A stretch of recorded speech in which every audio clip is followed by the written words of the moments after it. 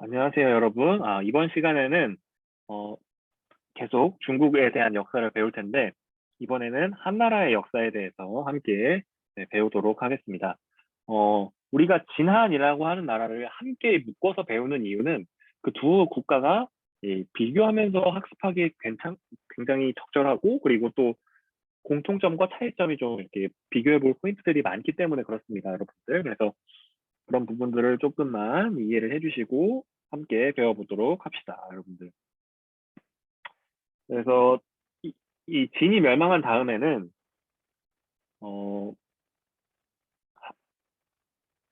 어, 한 고조가 이렇게 나라를 세우게 되고요. 중국을 이제 통일합니다. 그래서 그 통일 과정을 그 소설화 시켜서 기록한 게 초안지라고 하는 게 있죠. 그래서 그 초나라 패왕이었던 항우와 한 고조의 유방이라고 하는 요 사람이 어떻게 싸웠는지 막 이런 게 나오잖아요, 여러분들. 그래서 그 유명한 여러분들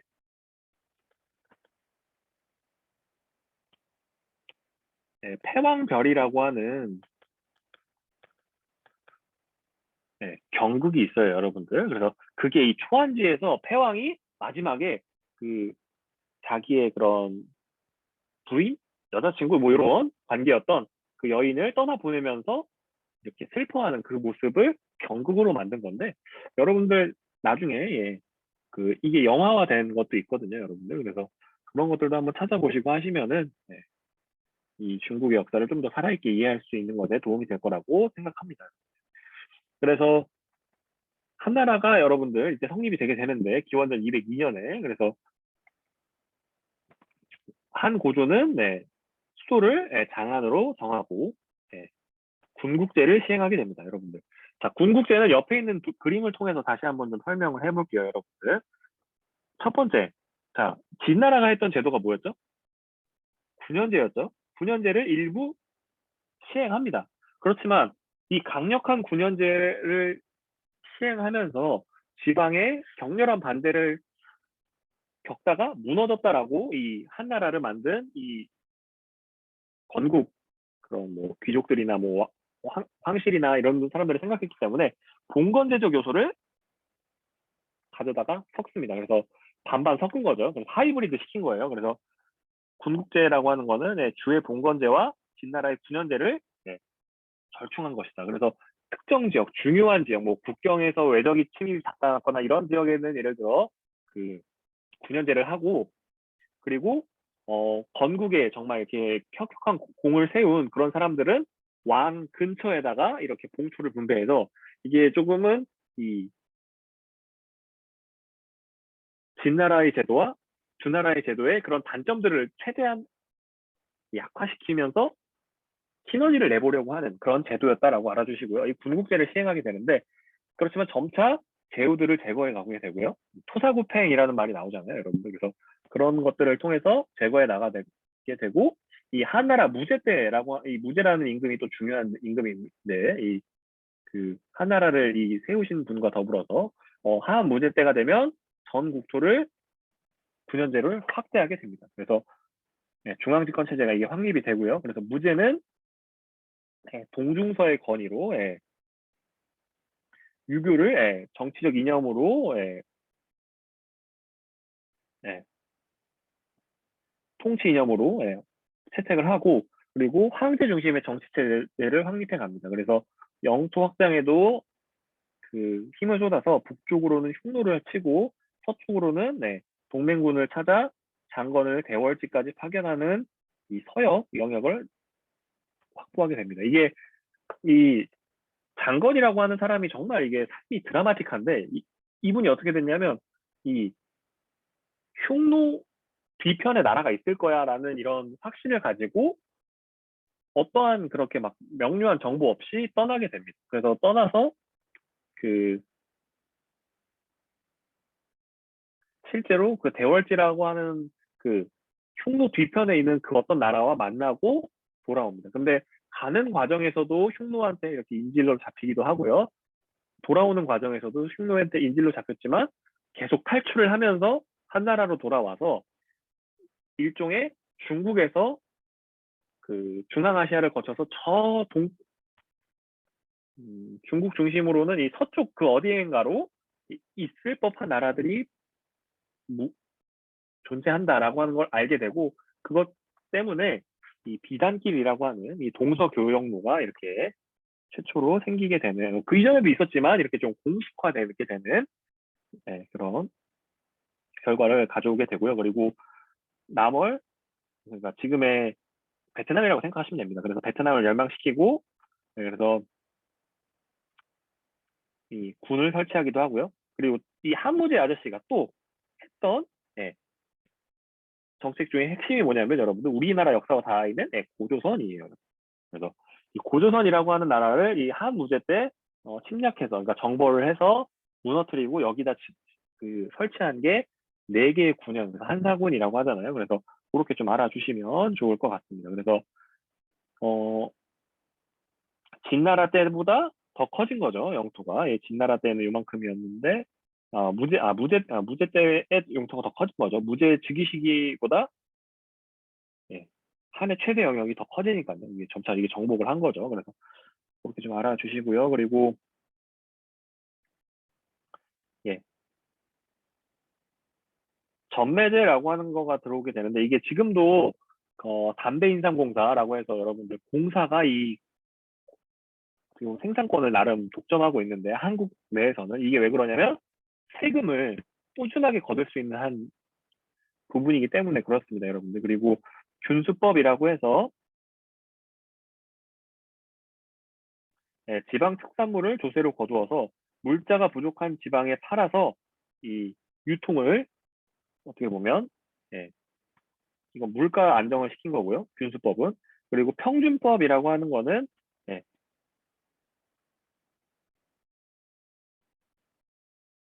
이건 물가를 조절하기 위한 여러 가지 경제 정책을 말하는 거고요. 그리고 억상 정책이라고 해서 상인에게 농민의 5배의 세금을 부과합니다. 이게 왜 그러냐면, 어, 아까 전에도 얘기했잖아요. 그러니까 상업 행위가 유교적 관점에서 봤을 때는 무언가를 만들어내지 않고 있는 거에다가, 어떻게 보면 시세 차익인 거죠. 싼 지역에서 사서 비싼 지역에 가서 팔면서 중간 이득을 챙기는, 어떻게 보면 굉장히 불합리한 제도다라고 그러니까 불합리한 집단이다라고 생각을 하니까 세금을 매기게 되는 거고, 대신 이 농업에는 굉장히 큰 장려를 하게 됩니다. 그래서 국가에서 오수전을 주조해서, 예, 개인의 화폐 금지를 주조를 금지하고, 이렇게 어떻게 보면 점점 더 국가가 이런 통제해야 될 부분은 통제를 하고 이게 체계를 갖춰가는 모습을 보이는 거죠. 그 이전의 진나라에 비해서, 여러분들. 그래서 그런 것들을 좀 알아주시면 좋을 것 같습니다. 그래서, 네, 그렇지만 이 무제는 이런 잦은 대외 원정 때문에 이 모든 게 다 필요했던 거예요, 여러분들. 그러니까 계속 바깥과 싸우려면 이 돈이 필요하잖아요. 그래서 이런 언급한 제도들이, 이 무제가 이런 정책들을 하는 거에 영향을 받은 거다라고 알아주시면, 네, 좋을 것 같고요. 무제가 죽은 다음에는, 여러분들, 네, 그래서 한나라가 약 400년 가는데, 예, 전환이, 예, 급격하게 약화되게 됩니다. 그래서 외척과 환관의 권력 투쟁 때문에 한이 이 외척 왕망에 의해서 멸망을 하게 되고요. 왕망이 신을 세우고, 네, 네, 토지 국유와 노비매매 금지 등의 주의 제도를 이상적으로 생각하는 이 개혁을 시행했으나, 예, 호족들의 반발로, 예, 무너지게 되고요. 그래서 전한의 왕족인 유수가 호족의 지원으로 다시 한을 세우게 되는데, 이거를, 예, 낙약에 세우게 되는데 이걸 후한이라고 하게 됩니다. 그래서 전한의 제도를 부활시키고 유학을 존중하는 정치를 펼쳤고요. 그렇지만 2세기 초부터, 그러니까 190년대 말, 100년대 초부터 110년대부터, 예, 환관의 환관과 외척 관료 사이의 정쟁 때문에 중앙 통치력이 약해지게 되고, 그래서 농민 반란이 일어나고 이 환건적의 난을 때문에 184년에, 예, 그 멸망을 하게 되고요. 그리고 이 황건적의 난이 184년에 있고, 그래서 220년에, 예, 후한이 멸망하고, 우리가 흔히 아는 위초고 삼국시대가 이때부터 시작되게 됩니다, 여러분. 그래서 여러분들 여기서 우리가 조금 하나 이해하고 넘어가야 될 게 뭐냐면, 우리가 흔하게 생각하기로는 그 기원전, 기원 후 이게 굉장히 헷갈리거든요, 여러분들. 잠깐, 네. 이 표를 그리면서 잠깐 설명을 좀 해볼게요. 자, 여기가 0이라고 해봅시다, 여러분들. 0년은 없습니다만, 이해를 돕기 위해서. 여기가 100년, 여기가 200년이에요. 자, 여기서 바로 배우고 올라왔으니까, 자, 184년, 몇 세기예요? 그쵸, 여러분들? 2세기 말이 되는 거죠. 그쵸, 여러분들? 네. 그리고, 뭐, 예를 들어, 여기서 나오는 8년, 언, 네. 언제예요? 그, 왕망이 신을 세운, 그때. 바로 1세기 초가 되는 거죠.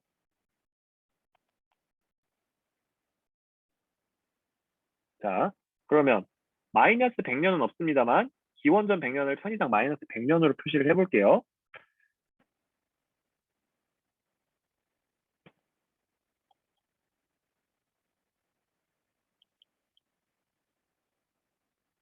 자, 위로 올라가서 쭉 그 부분을 같이 한번 좀 보면서 설명을 해볼게요, 여러분들. 자, 한해 성립 과정. 자, 기원전 202년.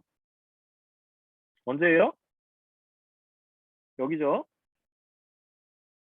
자, 그러면, 자, 기원전 1세기, 2세기, 3세기예요. 자, 3세기 초예요, 말이에요. 3세기 숫자가, 자, 음의 숫자는, 자, 음수는 절대값이 클수록 작다. 자, 요거 한번 기억해 주시고요. 음수는 절대값이, 네, 클수록 작다. 아시겠죠, 여러분들? 그러면, 네, 그래서 202년이라고 하면 요쪽으로 붙는 거예요. 그러니까 3세기 말이 되는 거죠, 여러분들. 기원전 3세기 말. 아시겠죠, 여러분들? 그리고, 어, 또 여기 숫자가 또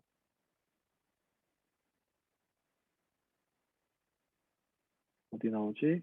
자,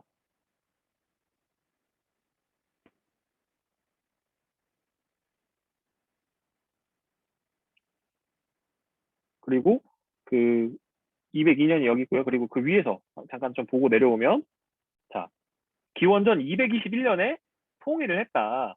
그러면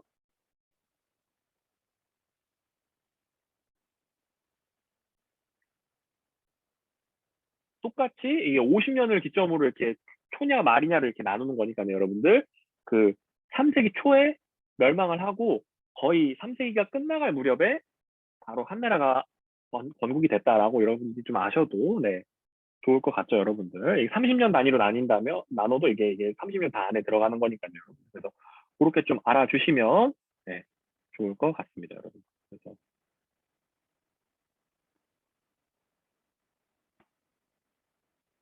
네, 그래서 격동의 시기인 거죠. 21년에 건국했다가 15년, 그러니까 15년이 흐른 그 기원전 206년에 나라가 망하고, 네, 그러고 202년에 다시, 예, 한나라가 건국됐으니까 굉장히 이렇게 빠른 역사 전개가 있었다라고 그냥 알 수 있는 거죠, 여러분들.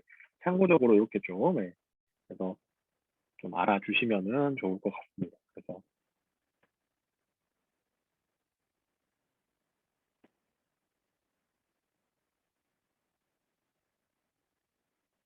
네, 그렇게 좀 알아주시면 좋을 것 같고요.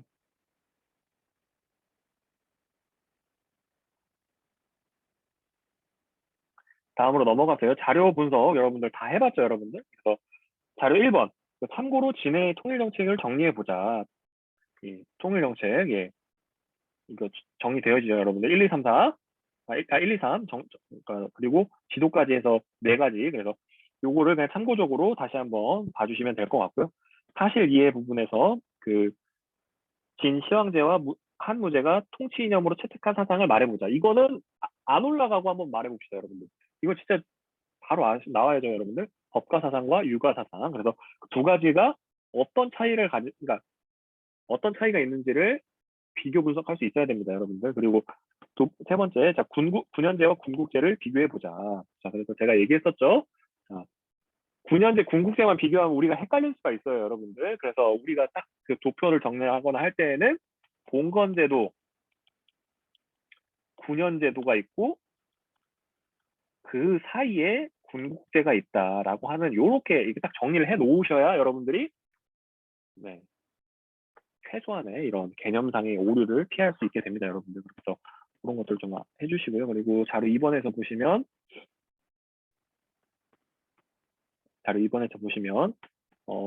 한 문제의 통제 정책의 이런 시행 원인, 자 여러분들 네, 교과서가 다 스포를 해줬죠, 여러분들. 뭐예요? 네, 여러 차례 대외 원정을 하다 보니까 이런 통제 정책이 나올 수밖에 없었다. 그렇게 좀 알아주시면 좋을 것 같습니다. 자, 그래서 이제 한나라를 좀 더 배워보면 한나라의 사회와 문화. 그래서 여러분들 한나라 하면 우리가 알아줘야 될 것 중에 하나가 뭐냐면요. 여러분들 제지술이라고 하는 거가 이때 당시에 발명이 됩니다. 채윤이라고 하는 사람이 이 종이 만드는 방법을 개량해서 지금의 예, 그런 그 모습까지는 아니지만 한지의 원형이죠, 여러분들. 되게 거칠어서 막 못 쓰고 했었는데 예전에 진나라 때는 여러분들 주간이라고 해서 여러분들 그 대나무를 얇게 잘라가지고 거기다가 이렇게 글을 쓰고 다시 쓸 땐 그거 살짝 벗겨내고 거기다 다시 쓰고 이렇게 했었는데 그래서 여러분들 책자 여러분들 한자에서도 이렇게 쓰잖아요. 이게 주간 모양을 형상화해서 만든 겁니다. 그래서 참고적으로 알아주시고요. 그래서 요즘에는 이제 종이 없는 사회 저도 이렇게 강의하거나 이럴 때 아이패드 쓰잖아요. 그래서 이렇게 책을 디지털화 시켜서 쓰긴 합니다만 저도 이런 개인적으로 좀 더 연구를 하거나 공부할 때는 이런 출력물이나 이 메모를 계속 하게 되는데 이게 어떻게 보면 참 자원을 아끼고 효율화되는 것도 있습니다만 이 좀 기억이나 이런 거에는 좀 이렇게 종이가 필요하지 않나라 개인적으로 좀 생각을 하고요. 그리고 현재는 네, 종이가 사용되는 게 점차 줄고 있습니다. 물론 여러분들 그런 뭐 박스나 이런 생활 용지는 늘고 있습니다만 네, 이런 이런 공부를 위한 이런 노트나 이런 거의 사용도는 굉장히 줄고 있으니까요, 여러분들. 그런 상태인 거고요. 그래서 한때에는 여러분들 예, 철기구가 계속 더 확대가 되고 농업 생산량이 많이 증가하게 됩니다. 어느 시대보다 예, 진나라 시대보다 진나라 때보다 예, 아시겠죠? 그래서 이전보다 계속 더 증가를 하게 되고 그리고 토지의 사유화가 계속 진전이 되게 됩니다. 그래서 대토지를 소유한 이 호족이라고 하는 세력이 나타나게 되는데 여러분들 이 호족이 그 이전에 우리가 배웠던 비슷한 개념의 그 땅을 하사봤던 주나라 시대의 그런 지방 세력과는 조금 다른 성격을 갖고 있는 겁니다, 여러분들. 이거는 왕이 하사해 준 게 아니에요. 네. 자기가 이게 뭐 농사를 짓든 돈을 벌든 뭘 해서 자기가 계속 땅을 타 모으는 거예요, 아시겠죠? 네, 그래서 그 과정을 통해서 형성된 계층이다라고 하는 걸 좀 알아주시고 다만 대규모 토지를 소유하는 사람들이 있으면 뭐가 생겨요? 네, 토지를 잃고 농민에서 예속민으로 떨어지는 사람들이 있었을 거잖아요. 그래서 이런 것들이 예, 어떻게 보면 사회의 어떻게 보면 필수 불가결한 이런 어떻게 보면 동전의 양면인 거고요. 그래서 어, 네, 지역을 지배하게 됩니다. 네, 지역 사회를 지배하게 되는 거죠. 땅도 내 거고 이 사람들도 이 땅에서 일하기 때문에 내 말을 들을 수밖에 없고 그렇게 되면 관리로 파견된 사람의 말빨보다 내 말이 먹히게 되는 그런 좀 안 좋은 나라 입장에서 보면 안 좋은 상황이 나오는 거죠. 그래서 상거 이선제를 통해서 이 호족들이 관료가 되기도 합니다. 그래서 중앙 정치를 주도하기도 하고요. 이 한거 이선제가 뭐냐면 그겁니다, 여러분들. 그 지방관이 예, 덕망 있는 인재를 중앙에 추천하면 관료로 선발하는 그런 제도입니다.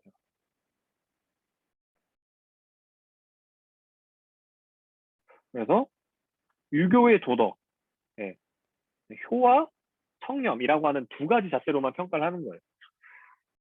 여러분들 음, 대단하죠, 여러분들. 이렇게 땅도 많고 사람도 부리는데 사람이 이제 효도 넘치고 청렴까지 한 거예요. 그런 사람들만 이렇게 예, 정치에 나설 수 있었다. 정말 기준이 높은 거죠, 여러분들. 그리고 이를 견제하기 위해서 토지 소유를 제한하는 법령을 공포하기도 하고요.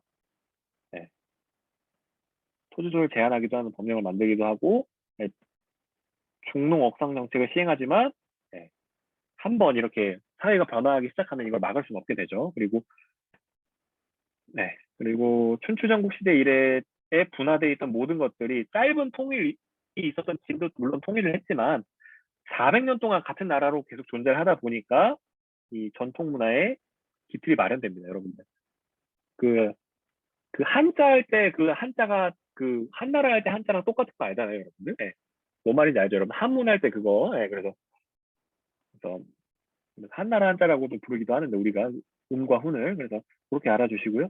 특히 유가 사상이 예, 다른 학문적인 것들을 수용하면서 예, 황제의 국가 권력을 옹호하기 위한 현실적 이념으로 발전하기 시작합니다. 그래서 이때부터 유교가 어려운 말로 여러분들 통치 이념 교과서에서도 나왔지만 통치 이념이 되는 거예요.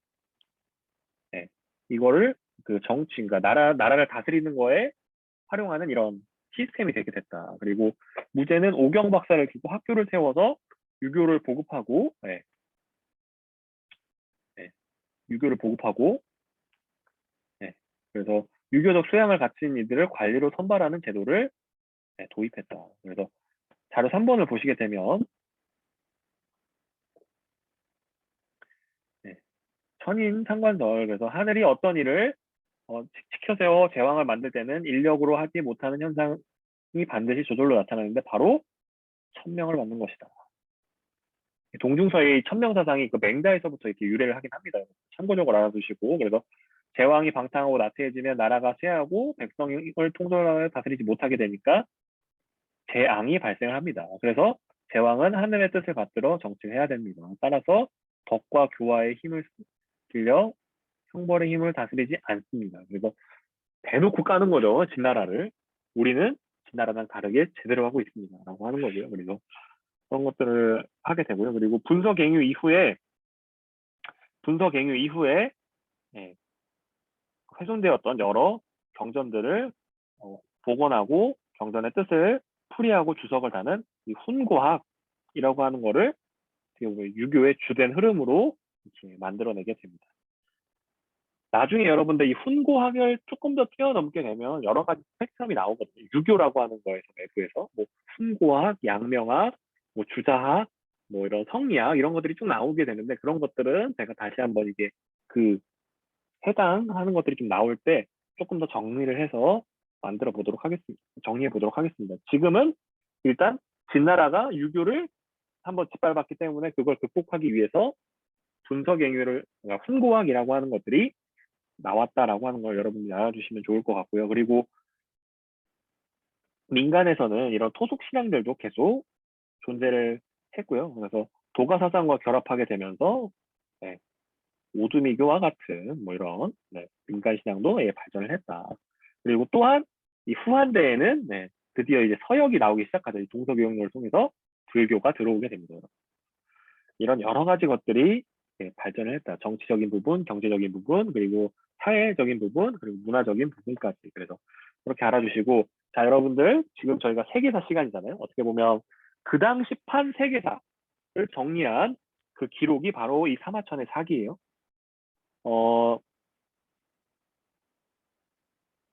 그래서 전한 시대에는 사마천이 무제 때까지의 기록을 만들게 되고요. 후한에 반고라고 하는 사람이 그 체제를 본받아서 전한의 역사를 전개한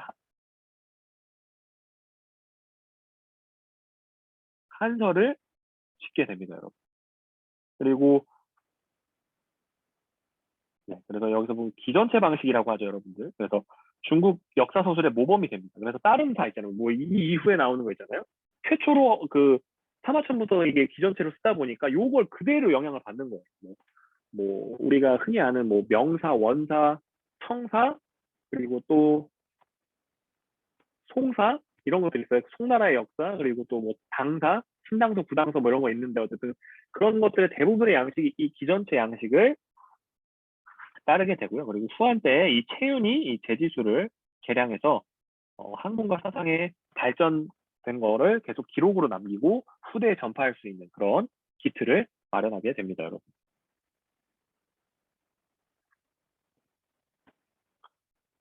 그래서 토지 사유화가 진전됨에 따라서 성장한 계층, 여러분들 바로 호족이죠. 네. 그리고 이 호족이 상거리선제라고 하는 그 유교적 기준에 합격한 효렴, 네. 그거를 통해서 중앙 관료로 진출하면서 중앙 정치까지 주도했다. 여기까지 알아주시면 아주 완벽하겠죠, 여러분들. 그리고 동중서가 천인상관설에서 유교 통치 이념에 어떠한 영향을 끼쳤는지 네, 보게 되면 네, 그 덕치라고 하는 것들을 강화하게 되는 그런 결과를 가져왔겠죠, 여러분들. 황제권을 강화하지만 그 황제권을 강화하는 것이 내가 엄청난 예를 들어 법과 사상처럼 법률로 널 탄압할 수 있기 때문이가 아니라 내가 왕이 될 수밖에 없게 하늘이 날 도왔기 때문에 그것을 내가 그 권한을 위임받아서 내가 권한을 행사하니까 너는 나를 따라야 하고 그러면 나는 너를 하늘의 권한을 위임받은 것만큼 덕치를 할 거야. 이런 메커니즘이 생기게 되는 거죠, 여러분들. 그래서 이런 것들을 좀 알아주시면 네, 좋을 것 같습니다. 그래서 동서로 오고 간 무역 교통로 요거는 네, 다음 시간에 한번 네, 정리해 보도록 하겠습니다, 여러분들. 수고 많았습니다.